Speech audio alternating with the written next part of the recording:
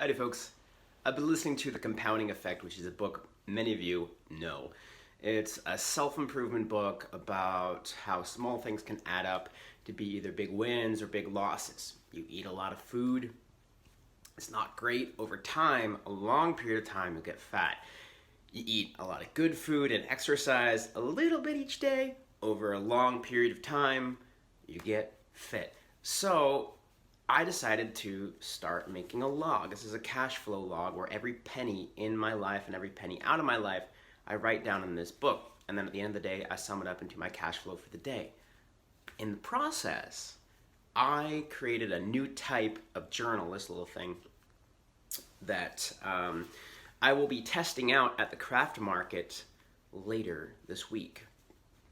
I'm going to walk you through how to make these.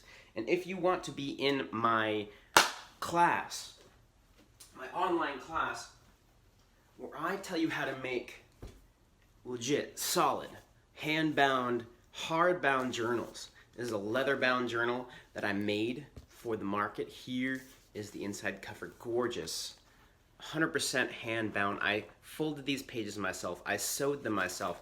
I cut the cover material myself. I cut the leather myself. I glued it all together, all with ancient techniques.